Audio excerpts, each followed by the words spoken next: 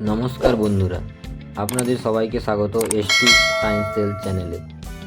আপনি কি জানেন দার্জিলিংয়ের চা কেন এত বিখ্যাত? জিআই ট্যাগ বা জিওগ্রাফিক্যাল ইন্ডিকেশন হলো এমন একটি স্বীকৃতি যা কোনো অঞ্চলের বিশেষ পণ্যকে আলাদা পরিচয় দেয়। আজকের ভিডিওতে আমরা জানব পশ্চিমবঙ্গের জিআই ট্যাগ প্রাপ্ত পণ্যগুলি সম্পর্কে। চলুন প্রথমে জেনে নেওয়া যাক জিআই ট্যাগ কী, এর গুরুত্বটাই বা কী এবং প্রথম কবে জিআই ট্যাগ দেওয়া হয়েছিল। জিআই ট্যাগ বা জিওগ্রাফিক্যাল ইন্ডিকেশন হলো এমন একটি স্বীকৃতি যা কোনো নির্দিষ্ট অঞ্চলের বিশেষ পণ্যকে দেওয়া হয়। এই পণ্যের গুণমান, খ্যাতি ও বৈশিষ্ট্য সেই জায়গার সঙ্গে জড়িত থাকে। জিআই ট্যাগ পণ্যকে নকল হওয়া থেকে রক্ষা করে। এর গুরুত্ব হলো জিআই ট্যাগ পেলে সেই অঞ্চলের কৃষক ও কারিগররা ন্যায্য দাম পান, পণ্যের আন্তর্জাতিক পরিচিতি বাড়ে এবং দেশীয় ঐতিহ্য রক্ষা হয়। অর্থনৈতিক উন্নতিতেও জিআই ট্যাগ গুরুত্বপূর্ণ ভূমিকা নেয়। জিআই ট্যাগ 1904 সালে লর্ড কার্জন প্রথম জিআই ট্যাগটা দিয়েছিল দার্জিলিংয়ের চাকে। তার শতবর্ষে 2004 সালে তৎকালীন প্রধানমন্ত্রী অটল বিহারী বাজপেয়ী দার্জিলিংয়ের চাকে স্বাধীন ভারতের প্রথম জিআই ট্যাগ দেওয়া হয়েছিল। এখন পশ্চিমবঙ্গের জিআই ট্যাগ প্রাপ্ত পণ্য সম্পর্কে এবং তাদের কবে জিআই ট্যাগ দেওয়া হয়েছিল তা সম্পর্কে বিস্তৃত আলোচনা করা যাক। দার্জিলিংয়ের চা হচ্ছে ভারতের প্রথম জিআই ট্যাগ প্রাপ্ত পণ্য। হিমালয়ের ঢালে উৎপাদিত এই চায়ের স্বাদ ও সুগন্ধ আলাদা। শুধুমাত্র দার্জিলিংয়ে এই অঞ্চলেই এই চা বিক্রি করা হয়। 2004 সালে প্রথম দার্জিলিংয়ের চাকে জিআই ট্যাগ দেওয়া হয়।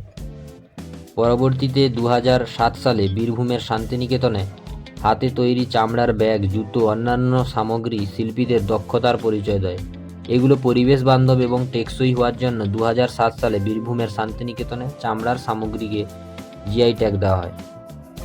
এছাড়া আমাদের আছে 3 নম্বরে গ্রাম বাংলার নকশি কাঁথা, যেগুলো পুরনো কাপড় দিয়ে হাতে সেলাই করা নকশি কাঁথা গ্রাম বাংলার ঐতিহ্যবাহী শিল্প। এতে ফুল, পাখি, বিভিন্ন গ্রামীণ জীবনের নকশা দেখা যায়। 2008 সালে এটি জিআই ট্যাগ প্রাপ্ত হয়। এবং আছে মালদার আম। মালদার 3 ধরনের আম, লক্ষণভোগ আম, ফজলি আম এবং হিমসাগর আম, 3 ধরনের আম 2008 সালে জিআই ট্যাগ প্রাপ্ত করে এদের সুগন্ধ এবং এই মিষ্টি স্বাদের জন্য। কেবলমাত্র মালদার জলবায়ু এবং মাটিতে এই ধরনের গুণমান থাকার কারণে এই বিশেষ ধরনের আম পাওয়া যায়, আর এই আমের জন্যই 2008 সালে তাকে জিআই ট্যাগ দেওয়া হয়। এছাড়া নদিয়ার শান্তিপুরি শাড়ি 2009 সালে এটি জিআই ট্যাগ প্রাপ্ত হয়। তারপর হচ্ছে হুগলির ধনিয়াখালির শাড়ি 2011 সালে জিআই ট্যাগ প্রাপ্ত করে। বালুচরি শাড়ি 2012 সালে। মুর্শিদাবাদের বালুচরি শাড়ি পৌরাণিক কাহিনীতে রাজকীয় নকশা থাকে, এই রাজকীয় শাড়ি হিসাবে পরিচিত হয়। এছাড়া দক্ষিণ 24 পরগনা জয়নগরের মোয়া 2015 সালে জিআই ট্যাগ প্রাপ্ত করে।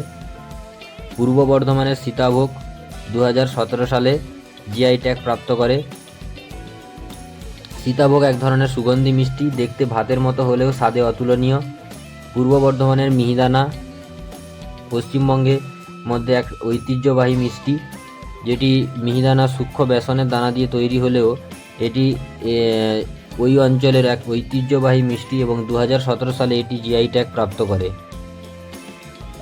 এছাড়া পশ্চিমবাংলার রসগোল্লা, নরম এবং স্পঞ্জি রসগোল্লা, রসে ভরা এই রসগোল্লা গ্রাম বাংলার গর্ব, এটাও 2017 সালে জিআই ট্যাগ প্রাপ্ত করে। এছাড়া আছে গোবিন্দভোগ চাল, এই চালের সুগন্ধ এবং নরম হয়, পায়েস এবং ভোগে বেশি ব্যবহৃত হয়। 2017 সালে এটিও জিআই ট্যাগ প্রাপ্ত হয়। উত্তর দিনাজপুর রায়গঞ্জের তুরিয়াপুঞ্জি চাল 2017 সালে এটিও জিআই ট্যাগ প্রাপ্ত করে। বাংলার পটচিত্র পশ্চিম মেদিনীপুরের নয়া এবং পিংলাতে এটি খুবই জনপ্রিয়তা অর্জন করেছে। 2018 সালে এই বাংলার পটচিত্র জিআই ট্যাগ প্রাপ্ত করে। এছাড়া আছে ডোকরা শিল্প 2018 সালে, এটি মোম হারানো পদ্ধতি তৈরিতে ধাতব শিল্প, এটি প্রাচীন আদিবাসী শিল্পকলা।